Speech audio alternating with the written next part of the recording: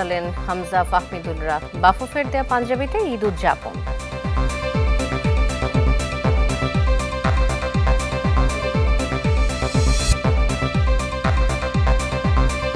আমন্ত্রণ চ্যানেল 24 এর সন্ধ্যা 7টার খবরে।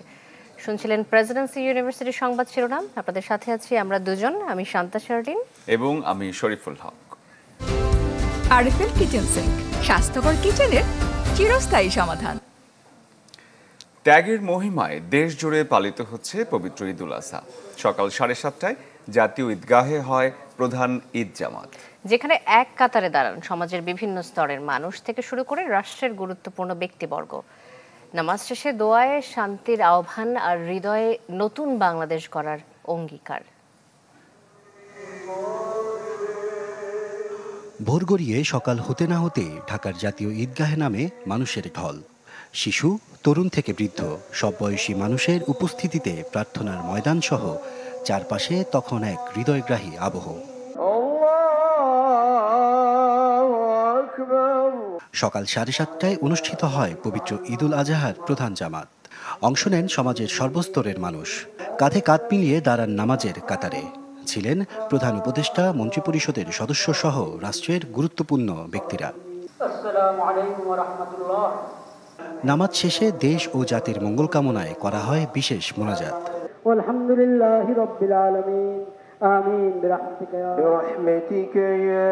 পরে উপস্থিত সবাইকে ঈদের শুভেচ্ছা জানান প্রধান উপদেষ্টা ডক্টর মোহাম্মদ ইউনূস।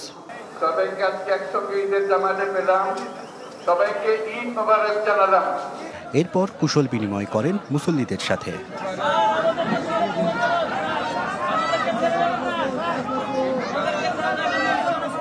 পরিবর্তিত সময়ের প্রেক্ষিতে এবারের ঈদ জামাত হয়ে ওঠে একতা, শান্তি ও সৌহার্দ্যের এক অনন্য প্রতিচ্ছবি। পরিবর্তন একটা প্রক্রিয়া, এটা দীর্ঘ প্রক্রিয়া, প্র্যাকটিস করতে হয় পরিবর্তনের জন্য, একদিনে হয় না পরিবর্তনটা। আসলে আমরা চাই অ্যাকচুয়াল গণতান্ত্রিক একটি রাষ্ট্র। ভিন্ন পেশা, ভিন্ন বয়স, তবু ঈদের জামাত শেষে সবার হৃদয়ের অনুভূতি এক। ত্যাগের মহিমায় দেশ ও বিশ্বকে গড়ে তোলা।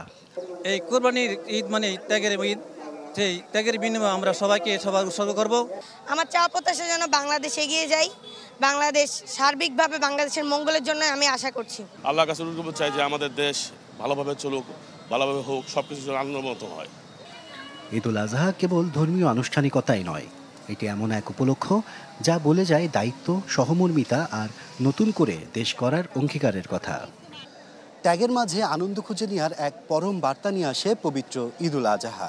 তাই ব্যক্তি থেকে সমাজ জীবনে ত্যাগ আর ভালোবাসায় গড়ে উঠুক নতুন বাংলাদেশ। ঈদের দিনে মানুষের এই তো চাওয়া। আশরাফুল আলম আকাশ, চ্যানেল 24, ঢাকা। এদিকে যথাযথ মর্যাদায় সারা দেশে অনুষ্ঠিত হয়েছে ঈদের জামাত।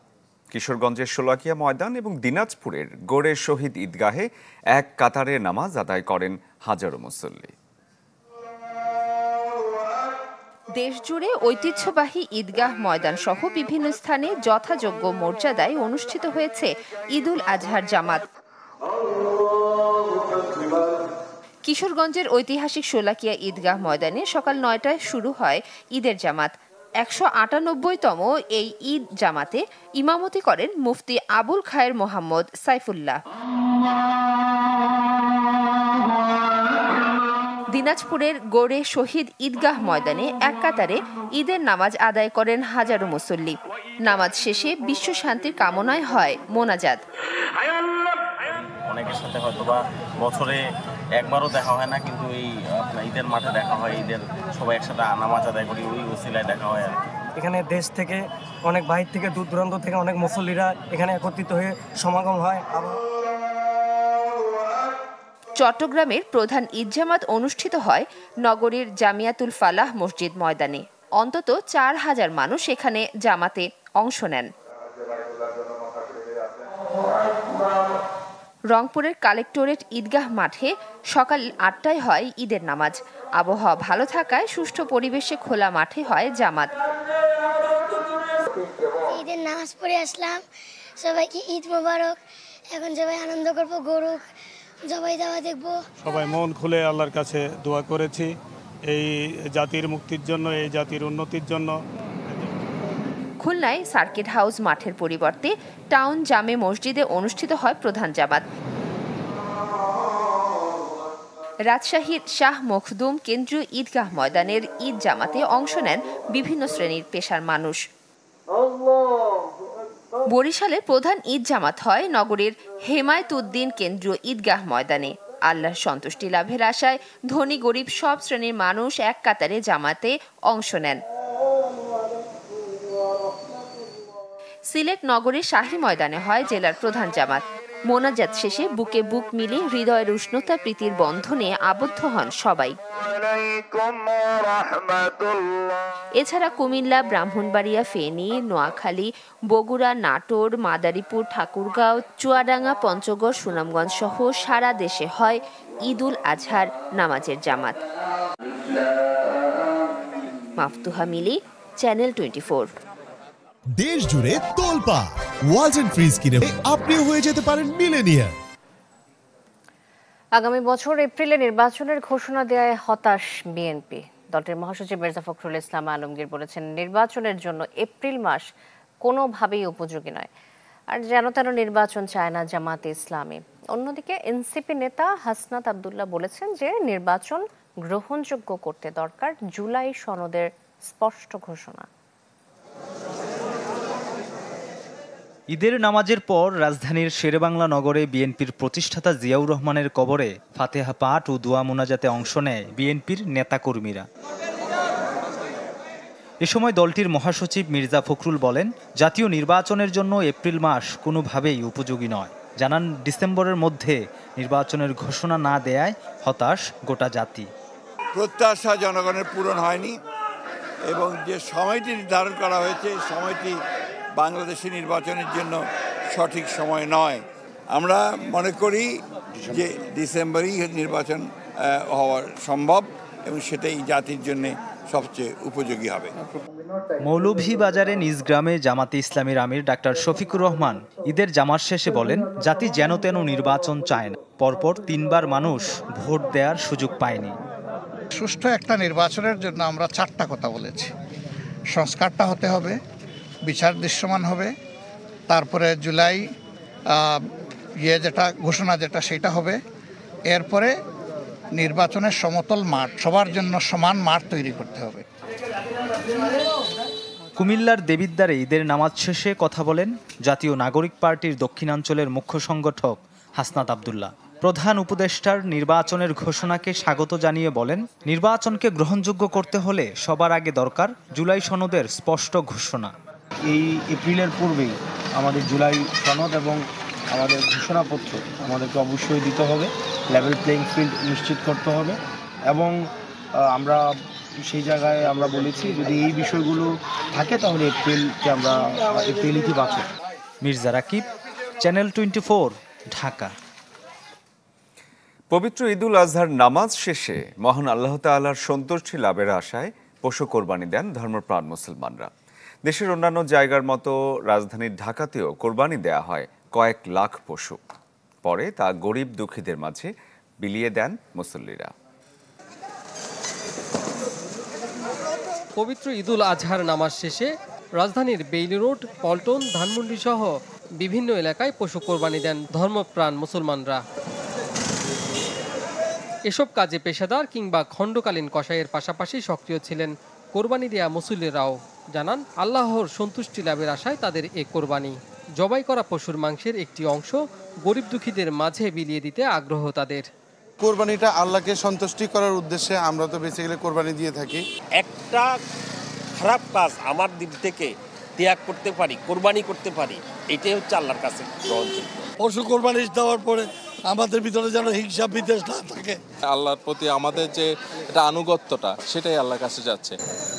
জাতীয় মসজিদ বাইতুল মোকাররমের ইমাম ও ইসলামিক ফাউন্ডেশনের মুফতি বলছেন, কোরবানির একমাত্র উদ্দেশ্য মহান আল্লাহর সন্তুষ্টি অর্জন ছাড়া আর কিছুই নয়। মূল বিবেচ্য বিষয়টা হলো আমরা যে কোরবানি দিচ্ছি কিন্তু আমরা তো আল্লাহর জন্য দিচ্ছি, বিল ইখলাস সিদকে নিয়া, একমাত্র আল্লাহকে সন্তুষ্ট করার জন্য বিশুদ্ধ নিয়তে। তো ওইটাই আল্লাহ পাক দেখেন, লা ইয়ানালাল্লাহু লুহুমুহা ওয়ালা দিমাউহা ওয়ালাকিন ইয়ানালুহু তাকওয়া মিনকুম। আল্লাহ তাআলা তোমাদের কোরবানির রক্ত মাংস এগুলো চান না। মহান আল্লাহর সন্তুষ্টির জন্য কোরবানি পশুর গোশত যেন এক একটি গরিব দুঃখী পরিবারের জন্য আশীর্বাদ।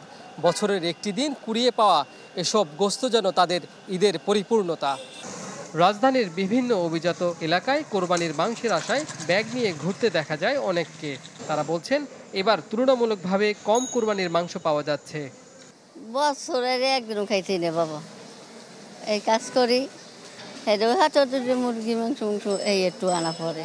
আমরা কি তো উড়ে তৈরি করে খাইতারি 27-68 টাকা দিয়ে গোস্ত, যে ডুকুড়ে ডুকি খাই বলেন।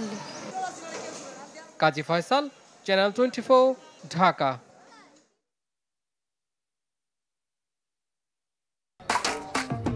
করছো কেন রাগ? লাগলো না হয় দাগ? যাচ্ছে না আর ভাবছো এবার দিতে হবে বাদ? কাপড়ের টেনশন আছে solution, Chaka all in one, Chaka all in one. Square নিয়ে এলো চাকা অল ইন ওয়ান। বাংলাদেশে এই প্রথম smart enzyme colour guard formula আর প্রচুর ফেনায় কাপড় হবে দুর্দান্ত পরিষ্কার মাত্র 75 টাকায়। কাপড় ধোয়ার একটাই solution, Chaka all in one. 12 ঘন্টার মধ্যে ঢাকার 2 সিটিতে বর্জ্য অপসারণের ঘোষণা দিয়েছে কর্তৃপক্ষ। দুপুরের পর আনুষ্ঠানিক উদ্বোধন করেন স্থানীয় সরকার উপদেষ্টা। তবে বর্জ্য অপসারণে পরিচ্ছন্ন কর্মীদের কাজকে অনেকটা সহজ করে দিয়েছে সকালবেলার এক পশলা বৃষ্টি। নতুন সময়ে ভিন্ন এক বাস্তবতায় ঢাকার 2 সিটির কোরবানির পশুর বর্জ্য অপসারণের দায়িত্বে স্থানীয় সরকার মন্ত্রণালয়।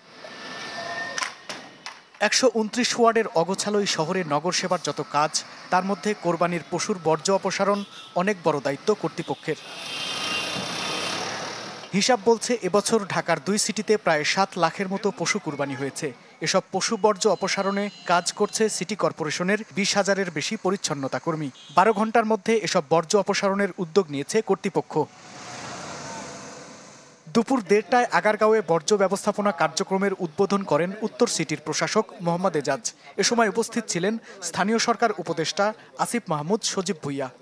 এখন পর্যন্ত আমাদের ল্যান্ডফিলে আমরা 5,500 টন ময়লা অলরেডি আমরা ডাম্পিং করতে পেরেছি। সুতরাং আমাদের রিয়েল টাইম মনিটরিং ডেটা আছে, কতটুকু ময়লা উত্তোলন করা হচ্ছে, কতটুকু কয়টা ট্রাক যাচ্ছে এবং ফিল্ডে কোন কোন ওয়ার্ডে কতটুকু ট্রাক যাচ্ছে, সেই লেভেল পর্যন্ত আমরা রিয়েল টাইম ড্যাশবোর্ড মনিটরিং করছি। এখন মানুষের বিহেভিয়ারাল কিছু চেঞ্জ আসছে এবং পজিটিভ চেঞ্জ আসছে, যে মানুষ নিজেই বর্জ্যটা আমাদের জন্য প্রস্তুত করে রাখছেন যাতে করে আমরা সেখান থেকে নিয়ে আসতে পারি।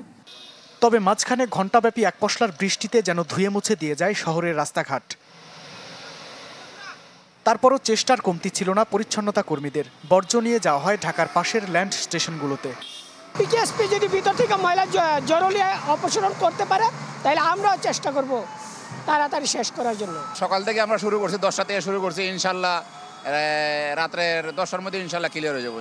হিসাব বলছে ঈদের এই সময় 2 সিটিতে 50,000 টনের বেশি বর্জ্য তৈরি হয়। মাহবুবুর রহমান, চ্যানেল 24, ঢাকা। সন্ধ্যা 7টার খবরে একটা বিরতি নিচ্ছি, ফিরে আসছি একটু পর, সাথেই থাকুন। 24 রাষ্ট্রীয় অতিথি ভবন যমুনায় প্রধান উপদেষ্টা ডক্টর মোহাম্মদ ইউনূসের সাথে দেখা করেছেন সেনা প্রধান জেনারেল ওয়াকারুজ্জামান। সাথে ছিলেন তার সহধর্মিণী। এ সময় তারা পবিত্র ঈদুল আজহা উপলক্ষে শুভেচ্ছা বিনিময় করেন। সেই সাথে দেশের সার্বিক পরিস্থিতি সম্পর্কেও প্রধান উপদেষ্টাকে অবহিত করেন সেনাপ্রধান। এছাড়া প্রধান উপদেষ্টার সাথে সস্ত্রীক দেখা করেছেন নৌবাহিনী প্রধান অ্যাডমিরাল এম নাজমুল হাসান।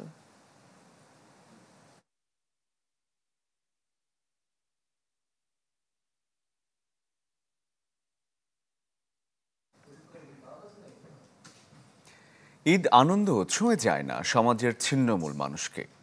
শহুরে নগর জীবনের আড়ম্বরপূর্ণ আনন্দ আয়োজন যেন বিলাসিতা তাদের কাছে। নিয়তির এই ভার বয়ে চলা মানুষের দীর্ঘশ্বাস ছেড়ে পার করতে হয় এমন এক একটি আনন্দের দিন। সুকান্ত সরকারের ক্যামেরায় আহমেদ সোহাগের রিপোর্ট। ঈদের সকালে অন্য 8-10 জনের হেসেলে যখন নানা পদের সুস্বাদু খাবার রান্নার তোড়জোড়, তখন সাদিয়া বানুর সাধ্যে যতটুকু আছে ততটুকু দিয়েই শুরু হয়েছে আয়োজন। আর বছর কুরবানি তানি পাইছিলাম, যে আনছিলাম সেইগুলোই পাক করে খাইছিলাম, এবার তো যাইনি। চেহারা ভিন্ন হলেও খিলগাঁও এই ফুটপাতে গল্পটা সবার একই, শুধু সময় ও প্রেক্ষাপট ভিন্ন। আনন্দের এই দিনে বেলা গড়িয়ে তখন দুপুর, কিন্তু মুখে খাবার ওঠেনি সবুজের।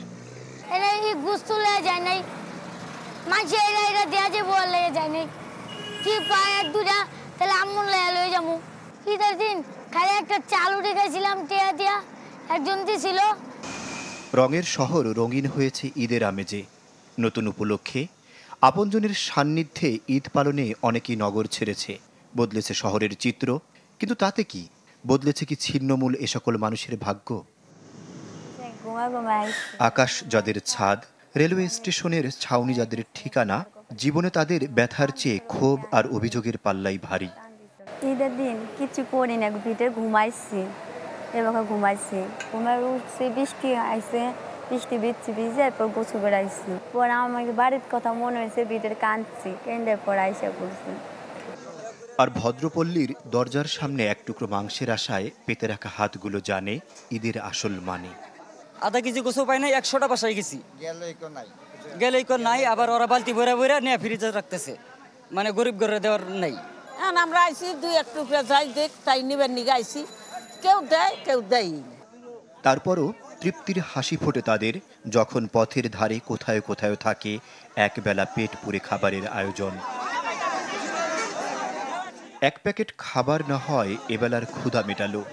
নিয়তির ভার বয়ে চলা এসব মানুষের হাহাকার সত্যিই মিটবে কবে? আহমেদ সোহাগ, চ্যানেল 24, ঢাকা। সময় হলো আরেকটা বিরতির। আমরা ফিরছি একটু পর, সঙ্গেই থাকবো।